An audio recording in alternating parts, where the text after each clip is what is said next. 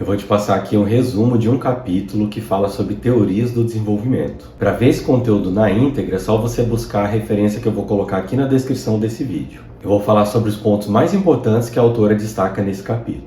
Então vamos lá.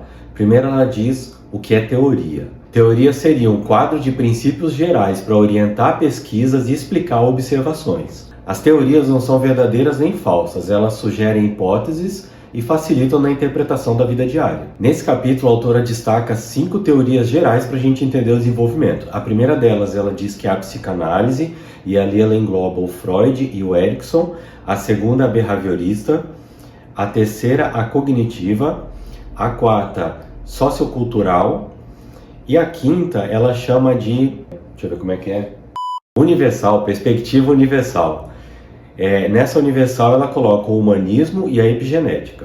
Bora dar uma olhadinha rápida no que ela fala sobre cada uma delas. A primeira, a psicanálise. Vamos ver qual vai ser a tese do Freud. Ações e pensamentos são originários de conflitos inconscientes da infância. Então, nessa visão freudiana, durante esse desenvolvimento psicossexual é que a pessoa vai moldando a personalidade dela. E logo após falar o Freud, a autora contrasta com o Erikson, dizendo que a ênfase do Erikson não é psicossexual, mas psicossocial. O Erikson não vai estar colocando zonas erógenas de desenvolvimento, ele vai colocar conflitos, 8 conflitos que a gente tem que enfrentar e solucionar. Novamente ela contrasta Freud e Erikson. Para Freud, os impulsos eróticos infantis é que tem impacto duradouro na personalidade, enquanto que para Erikson é a resolução de cada conflito que vai ter impacto na personalidade. Após a psicanálise, a autora entra na perspectiva behaviorista, dizendo como é que eles percebem o desenvolvimento. Então, nessa perspectiva behaviorista, o desenvolvimento vai ser visto como associação entre estímulos e também consequências de reforço e punição. À medida que a gente vai vivendo, associando estímulos e vai tendo comportamentos, e esses comportamentos vão sendo reforçados ou punidos, é que a gente vai se desenvolvendo. Já na teoria da aprendizagem social, a autora traz essa noção de que nós aprendemos observando o comportamento dos outros. Então, o contexto em que a pessoa está inserida é de extrema importância para o desenvolvimento dela, já que a gente tem esse impacto social. Após o behaviorismo, a autora entra na questão do cognitivismo, dizendo que são as crenças e padrões de pensamentos que afetam as nossas atitudes, percepções e comportamentos. Nesse ponto da cognitiva, a autora traz o Piaget, dizendo que na perspectiva desse autor, o ser humano está sempre buscando equilibração no seu ambiente. E isso a gente faz a partir de acomodação e assimilação. A ênfase, portanto, é na forma de perceber esse ambiente. Após o cognitivismo, a autora entra na sociocultural, dizendo que o desenvolvimento humano é explicado em termos de orientação, apoio e estrutura oferecidos por membros conhecidos da sociedade através de cultura e de monitoramento. Nesse aspecto, ela não poderia trazer outro autor além do Vygotsky, né? Então ela traz um pouquinho do Vygotsky, mostrando como o desenvolvimento, como a nossa aprendizagem, a partir da perspectiva vygotskiana, será que está certo isso?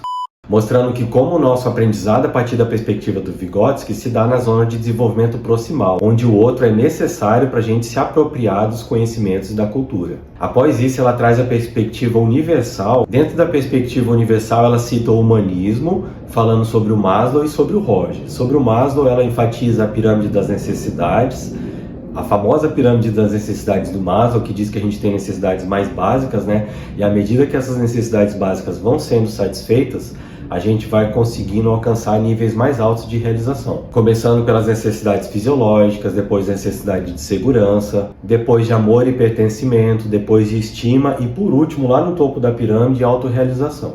Após falar do Maslow, ela traz noções do Rogers, dizendo que na perspectiva desse autor, cada pessoa merece respeito e apreço, que no caso é a aceitação positiva e incondicional que o Rogers tanto falava. Depois do humanismo, a autora finaliza falando da perspectiva epigenética. Ela sustenta que grande parte dos nossos comportamentos são resultados de heranças ancestrais, porque nessa perspectiva, características que facilitam a sobrevivência e a reprodução são mantidas. Por exemplo, vamos falar de ansiedade e de ciúme. A ansiedade é muito presente na nossa sociedade. Aí a gente pensa, poxa, algo que surgiu agora.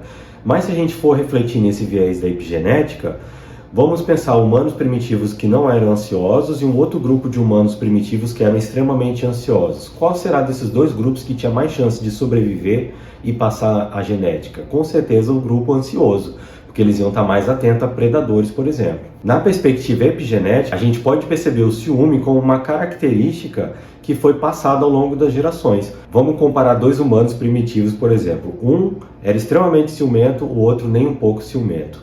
Qual será desses dois que tem mais probabilidade de acasalar e garantir que ele seria o único que acasalaria? Com certeza a pessoa ciumenta. Então, nessa noção, essa característica de ser ciumento vai passando na genética ao longo das gerações. Bom, então esse aqui foi um resumão geral do que foi tratado no capítulo. Como a autora fala em poucas páginas, muitos conceitos e muitas teorias, fica um pouquinho vago, e eu passando esse resumo também fica uma coisa um pouco solta. Sobre cada um desses tópicos, mais pra frente eu faço vídeos específicos, né, sobre cada um deles, mas esse vídeo aqui é para te facilitar a leitura do capítulo. Então bora lá, pega a referência e vamos ler esse assunto aí.